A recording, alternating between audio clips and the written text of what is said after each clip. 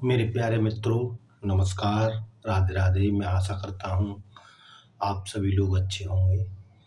आज मैं आपके सामने एक महान संत, जिनको देश में हनुमान जी का प्रतीक भी माना जाता है या हनुमान जी बाबा का अवतार भी माना जाता है, ऐसे बाबा महान संत नीम करौली बाबा की।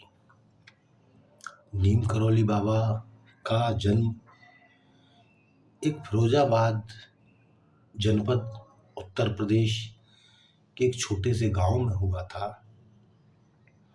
सन 1900 के आसपास।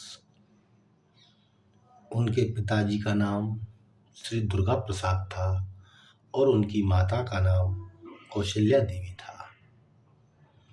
नीम करौली बाबा के जन्म के कुछ ही समय के बाद, जब वो लमसम 7-8 साल के रहे होंगे, तो उनकी माता का निधन हो गया।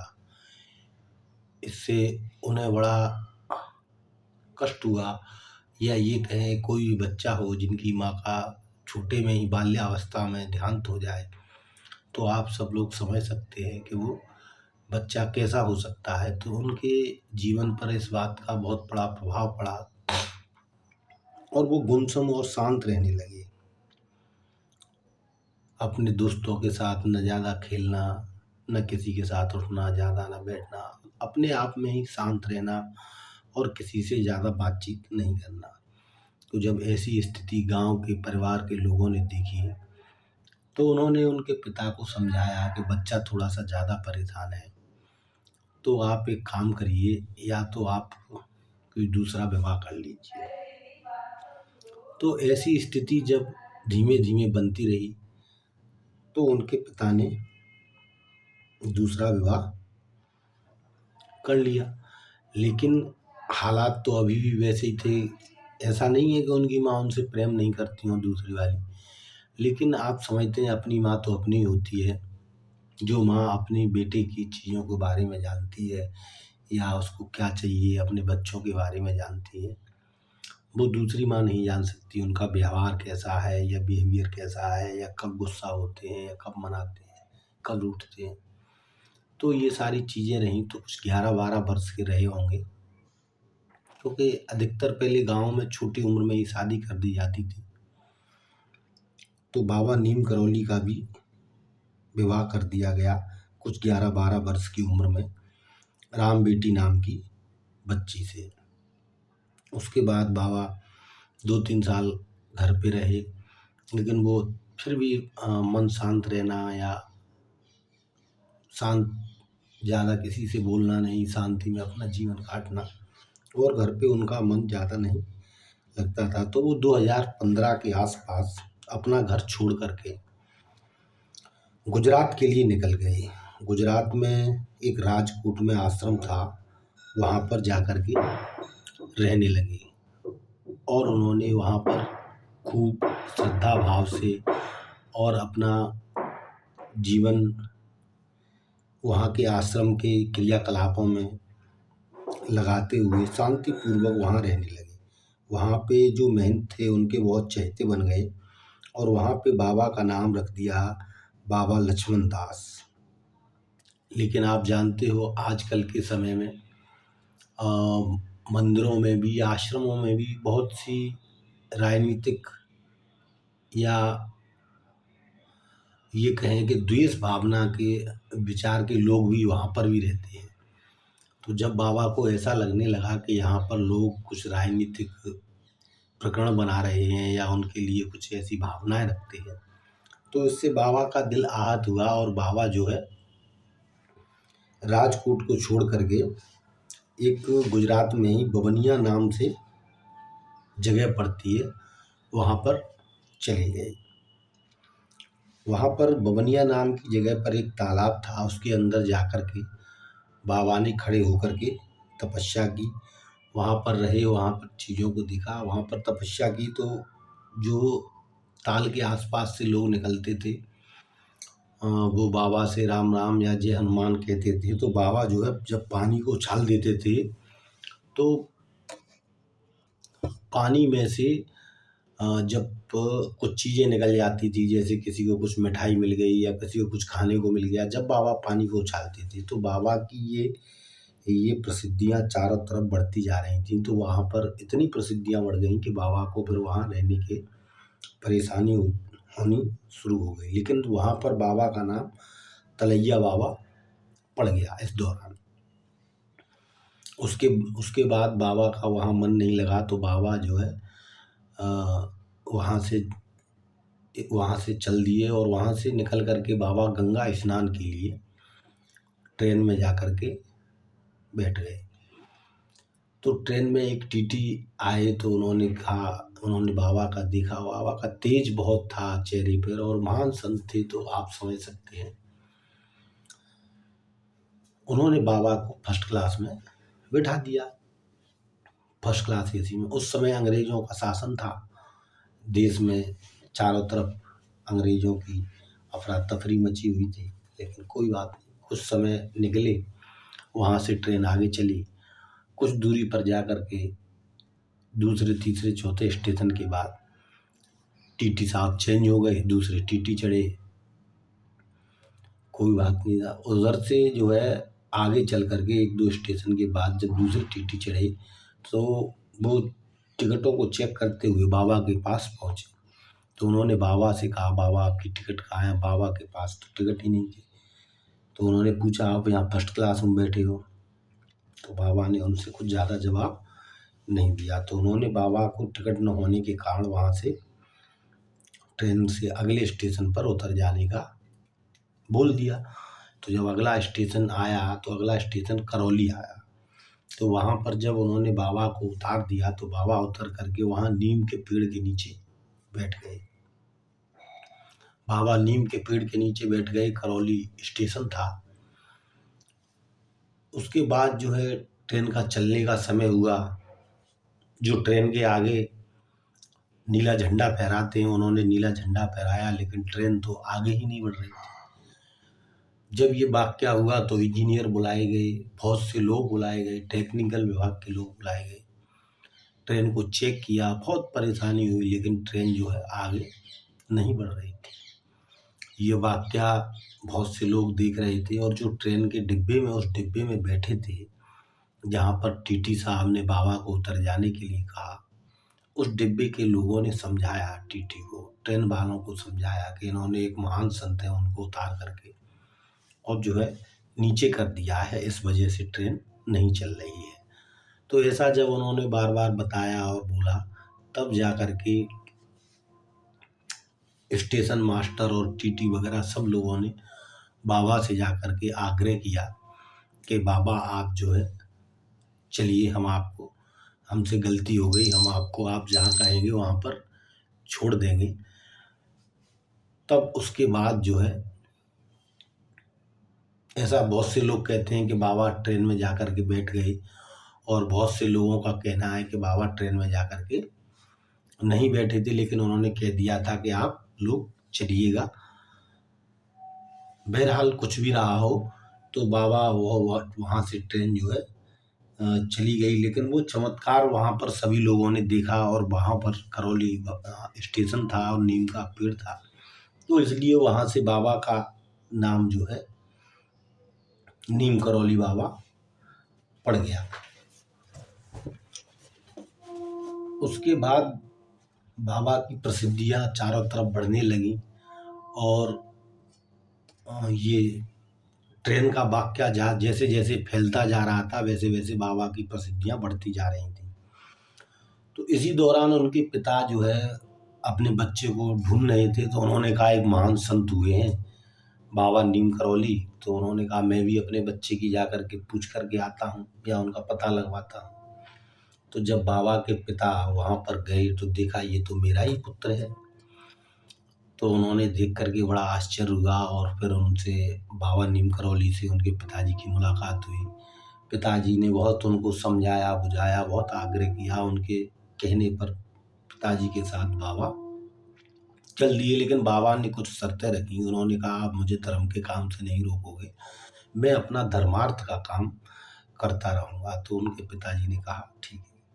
तो उसके बाद बाबा जो है पिताजी के साथ अपने जनपद फिरोजाबाद आ गए। वहाँ पे उन्होंने जो है अपना जीवन यापन स्टार्ट किया। बाबा का जीवन यापन आगे जब चला तो बाबा के जो है 3 बच्चे हुए, जिसमें 2 बेटे और 1 बेटी हुई। तो बाबा के सबसे बड़े बेटे का नाम अनेक शर्मा है, दूसरे बेटे का नाम धर्मनारायण शर्मा है, और तीसरी जो पुत्री थी उनका नाम गिरजा माँ है। गिरजा माँ आज के समय में जीवित हैं और वो आगरा में रहती हैं। उसी दौरान बाबा जब गांव रहते थे तो गांव के लोगों ने आग्रह विनय करके जो है बाबा 2-4 बार गांव के प्रधान भी रहे और गांव के लोगों की सेवा भी की। इसी दौरान बाबा बहुत सी जगह जैसे हिमालय पे भी देखे गए, कैंची धाम में भी देखे गए और निरंतर गांव में भी लोगों की सेवा करते रहे। बाबा एक समय में 3-4 जगह देखे जाते थे। ऐसा महान संत जैसे देवरा बाबा भी रहे और भी संत रहे, तो भारतवर्ष में और भी बड़े बड़े संत रहे हैं, तो वो भी एक समय में 3-4 जगह देखे जाते रहे हैं। उसके बाद बाबा जो है जीवन थोड़ा सा आगे बढ़ा तो बाबा ने जो है अपनी पुत्रों का विवाह करके और लास्ट में जब बेटी का विवाह हो गया, जब बेटी का विवाह करते हैं तो कन्यादान सबसे बड़ा दान होता है। तो बाबा ने बेटी का कन्यादान करने के बाद घर को पूर्णतः त्याग दिया और धर्मार्थ की सेवा के लिए वो आगे चल दिए। तो बाबा वहाँ से चल करके उत्तराखंड राज्य में पहुँचे। उत्तराखंड जो है तपोभूमि है, देवों की भूमि कही जाती है। उत्तराखंड में कितना भी व्यक्ति का मन अशांत हो, परेशान हो, चित्त नहीं लगता हो, उत्तराखंड देवभूमि होने के कारण वहाँ पर लोगों का मन और चित्त शांत हो जाता है। कुछ लोग, बाबा के निकटतम जानकार लोग, यह भी कहते हैं कि उस समय उत्तराखंड में हनुमान जी के मंदिर नहीं हुआ करते थे और उत्तराखंड में अधिकतर प्रभु श्री शंकर जी के मंदिर ही होते थे। तो कुछ लोगों का ये भी कहना है कि बाबा जो है हनुमान जी का मंदिरों का प्रचार प्रसार करने के लिए उत्तराखंड की तरफ उन्होंने रुख किया। तो बाबा ने सबसे पहले 1955 के आसपास की बात है, हनुमानगढ़ में पहला मंदिर स्थापित किया। ऐसा कहते हैं कि हनुमानगढ़ जो जगह है वहाँ पर बहुत से बच्चे दफनाए जाते थे। जो बच्चे मर जाते थे उनको दफना दिया जाता था। तो बाबा जब हनुमानगढ़ में रहे 8-10 साल, तो वहाँ पर जो है वो ऊपर अधिकतर देखा करते थे, आकाश की तरफ, और कुछ बातें किया करते थे। जब बाबा ऐसा करते थे तो बहुत से लोग वहाँ से निकल के जाते थे, तो वो देखते थे बाबा क्या देखते हैं। तो बाबा के मन में विचार आया कि यहाँ पर एक हनुमान जी का मंदिर बनाया जाए, और बाबा ने हनुमानगढ़ में हनुमान जी के मंदिर की प्रथम स्थापना की। और जब वहाँ पर भंडारा किया तो वहाँ आसपास कोई भी ऐसी जगह नहीं थी जहाँ से बच्चे आसानी से आ सकें, लेकिन फिर भी वहाँ पर बाबा के भंडारे में 25 से 30 बच्चे उपस्थित हुए और उन्होंने भंडारा का भोजन प्राप्त किया, प्रसाद प्राप्त किया। तो ऐसा कहते वहाँ के लोग कि जो भी बच्चे यहाँ पर मर गए थे या दफनाए गए थे, उन लोगों की आत्माओं ने आकर के यहाँ प्रसादी ग्रहण की है। तो उसके बाद से वहाँ पर जो है बहुत बच्चों की आत्मा की शांति हो गई है, ऐसा कहते थे लोग वहाँ। उसके बाद बाबा थोड़ा सा आगे चल के भूमियाधर पड़ता है, वहाँ पर आश्रम बनाया। उसके बाद कैंची धाम बनाया, आश्रम बनाया। उसके बाद काकड़ी घाट पड़ता है, वहाँ पर बनाया। भूमियाधार में बाबा 5 से 7 साल रहे होंगे, कैंची धाम में 15 साल रहे। काकड़ी घाट पर बाबा ज़्यादा नहीं रहे, लेकिन उन्होंने वहाँ पर आश्रम बनाया। बाबा के आश्रम और भी कई जगह हैं, दिल्ली में हैं, आपका वृंदावन में है। तो बाबा जिस समय पर यहाँ पर रह रहे थे कैंची धाम में। तो वहाँ पर एक एक बार की घटना है। एक गरीब ग्रस्त परिवार के यहाँ पर बाबा एक दिन अचानक से शाम को पहुँच गए और वो लोग बाबा को अपना भगवान मानते थे। तो उनके लिए तो भाई जब भगवान ही घर आ गए तो आप समझ सकते हो वो कितना खुश रहे होंगे और कितना भाग्यवान रहे होंगे जो बाबा जी उनके घर गए। बाबा जी ने कहा कि मैं आज यहीं पर रुकूंगा। तो उन्होंने कहा इससे बड़ा सौभाग्य हमारा क्या है। तो बड़े बूढ़े दंपत्ति थे, एक बुजुर्ग बाबा थे और बुजुर्ग अम्मा थी।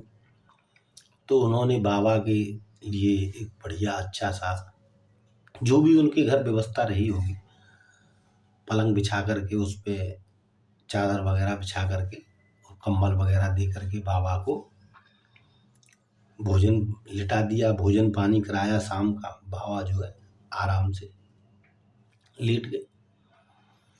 तो रात में कुछ 11, 12, 1 बजे की बात रही होगी। तो बाबा जोर जोर से कराहने लगे और इधर उधर होने लगे, कराहने लगे और जो है बहुत पीड़ा होने लगी, जोर जोर से चिल्लाने लगे। तो जब जो बड़े बुजुर्ग दंपत्ति थे उन्होंने देखा कि बाबा इतना परेशान हो रहे हैं, इतना जोर से करा रहे हैं, क्या बात है, वो भी उठ करके बैठ गए। लेकिन बाबा से कहने की उनकी हिम्मत नहीं पड़ी और वो बाबा को देखते रहे। लेकिन बाबा पूरी रात ऐसे ही कराते रहे, चिल्लाते रहे और जो है परेशान रहे। लेकिन उन्होंने भी पूरी रात बाबा को बिल्कुल छेड़ा नहीं, रोका नहीं और वो भी बेचारे भगवान से प्रार्थना करते रहे कि प्रभु पता नहीं क्या दिक्कत आ गई हमारे बाबा को। सुबह जब हुई, बाबा उठे और बाबा ने उनको जो बाबा कंबल ओढ़े हुए थे, लेट लेट करके जो कंबल उन्होंने ऊपर से ढक रखा था, ओढ़ रखा था, उस कंबल को जब उन्होंने उनको दिया, बड़े बुजुर्ग जो बाबा थे उनको, दंपत्ति को, तो वो कंबल बहुत भारी हो चुका था और बाबा ने कहा कि आप इस कंबल को खोल के मत देखिएगा, ऐसा का ऐसे ही जल में प्रवाह कर दीजिएगा। बाबा वहां से इतना कह करके निकल गए। वो दंपत्ति जब उस कंबल को लेकर के गई और उन्होंने जो है जल में प्रवाह कर दिया। कुछ समय बाद उनका बेटा, जो उन दंपत्ति का बेटा फौज में नौकरी करता था, वो कुछ समय बाद जब घर लौट के आया तब उन्होंने बताया अपने माँ बाप को कि मैं बहुत ही परेशानी में था उस दिन, जिस दिन, उसी दिन की ये बात थी जिस दिन बाबा आए थे कि हमें जो है परेशानी में थे, दूसरी सेना ने हम लोगों को घेर लिया था और वहाँ पर जो है सारे लोग मारे गए। लेकिन मुझे भी कई एक गोलियां मेरे ऊपर भी चली, लेकिन एक भी गोली मुझे लगी नहीं और मैं सुरक्षित जीवित घर पे आ गया। तब वो दंपत्ति समझ पाए कि हमारे बेटे पे जितनी भी गोलियां चली थी वो सारी गोलियां जो है बाबा ने अपने कंबल में बांध करके और हमको जल प्रवाह करवा दी। तो ऐसा बाबा का प्रताप था। और बाबा के बारे में बहुत से लोग ये भी कहते हैं कि बाबा हनुमान जी का अवतार थे। तो बाबा ने उत्तराखंड में हनुमान जी के महाराज के मंदिर बनवाए और उसके बाद बाबा जो है सन 1973 के आसपास बाबा वृंदावन, जो मथुरा जिले में पड़ता है, श्री परम धाम श्री श्यामा श्याम ठाकुर जी का धाम है, बांकी बिहारी लाल का, वहाँ पर आए। वहाँ पर बाबा ने अपने शरीर को सन 1973 में शांत कर दिया। 11 सितंबर की ये बात रही 1973 में। उसके बाद बाबा जी का शरीर शांत हो गया। फिर वहाँ पर एक वृंदावन में बाबा नीम करौली का आश्रम बनाया गया है, जो आज भी वृंदावन में स्थित है। तो मेरे भाइयों, मैं आशा करता हूँ मैंने जो बाबा के बारे में बात बताई है वो आपको अच्छी लगी होंगी। तो जिन भी भाइयों को मेरी ये बात अच्छी लगी हो, प्लीज़ मेरे चैनल को सब्सक्राइब कर दें और लाइक कर दें। राधे राधे मेरे मित्रों।